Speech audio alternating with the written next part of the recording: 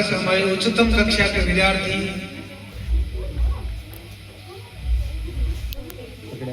इन नन्हे मुन्ने बालकों के सुनहरे भविष्य का निर्माण करने वाले सम्माननीय गुरुजनों और हिंदुस्तान के भाग्य की लकीर तय करने वाले होनहार छात्र एवं छात्राओं,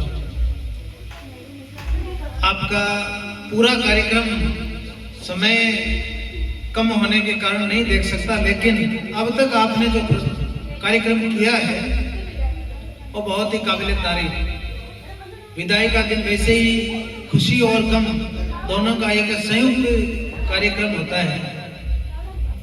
तो कक्षा 12 के विद्यार्थियों का ये विदाई समारोह आपने बड़े ही धूमधाम से मना रहे हैं आप, इसके लिए आप धन्यवाद के पात्र हैं।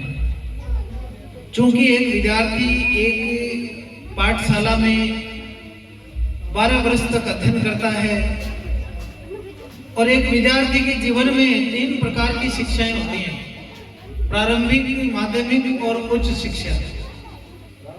प्रारंभिक और माध्यमिक शिक्षाएं दोनों विद्यालयी जीवन में ग्रहण करनी पड़ती हैं और उच्च शिक्षा के लिए विद्यार्थी महाविद्यालय में प्रवेश करता है।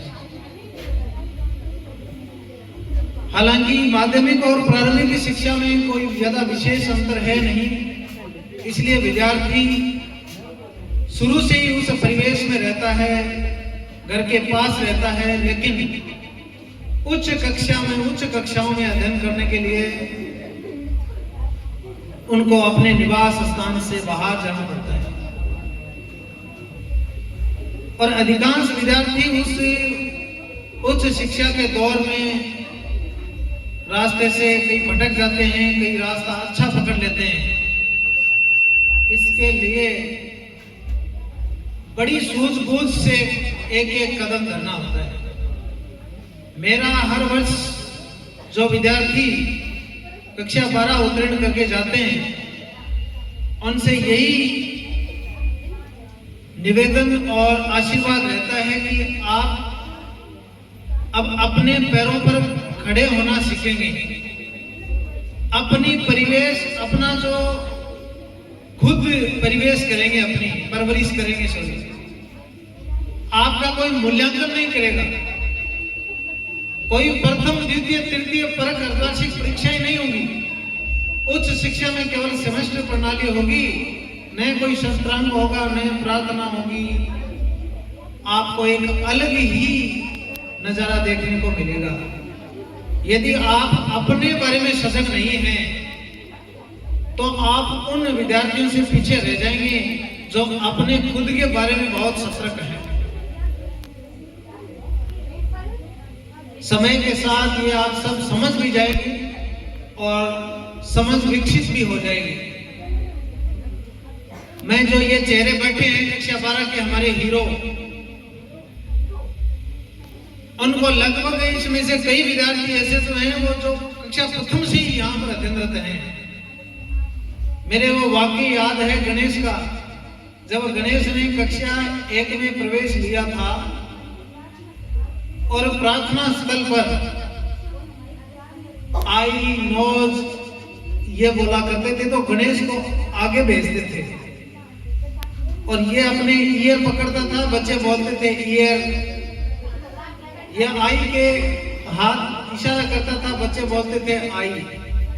क्योंकि ये हाइट में थोड़ा छोटा था, अभी तुलनात्मक रूप से कम है, लेकिन जब बच्चा था तो आवाज इतनी मधुर थी इसकी और संकोच तो शुरू से इसके बिल्कुल था ही नहीं।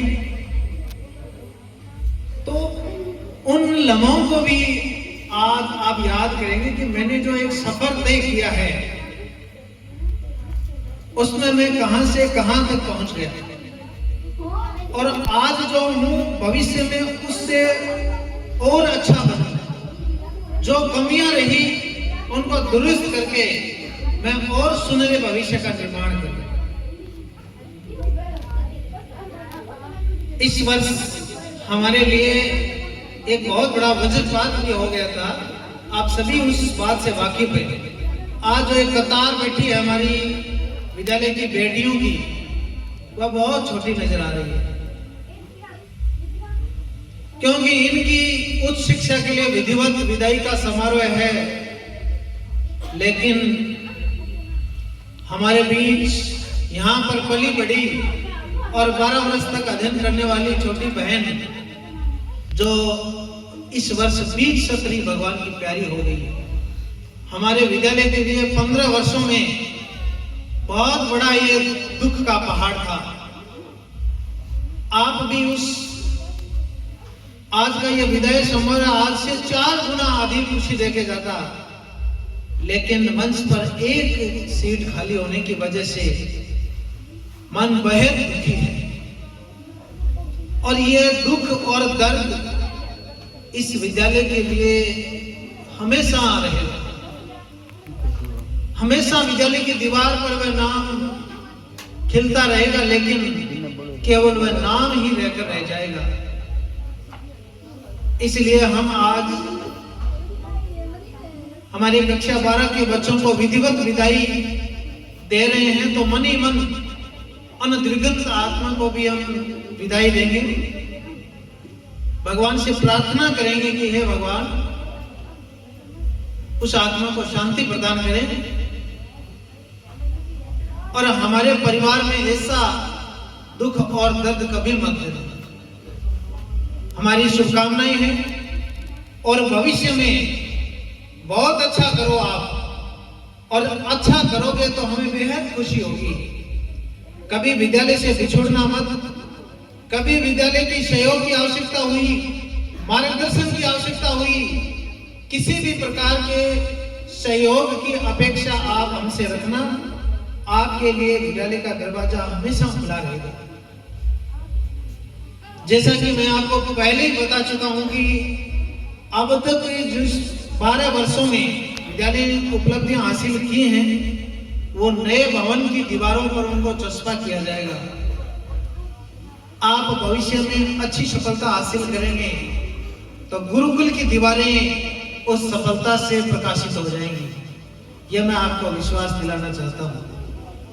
यहां से पास आउट होने के बाद कोई विद्यार्थी 10 वर्ष के बाद डॉक्टर बनेगा तो गुरुकुल का नाम जरूर रोशन होगा और विद्यालय परिवार में खुशियां आएंगी। यह मानना कि मैं भविष्य में जब भी अच्छी मंजिल हासिल करूंगा तो मेरा विद्यालय जरूर गौरवान्वित होगा, क्योंकि वृक्ष की जो जड़ें होती हैं वही वृक्ष को मजबूत बनाती हैं। भवन की जो नींव होती है वो मजबूत होती है तो ही भवन सुरक्षित होता है और उतना ही मजबूत होता है। इन्हीं शब्दों के साथ मैं मेरी वाणी को विराम देता हूं। खुश रहें, स्वस्थ रहें, मस्त रहें।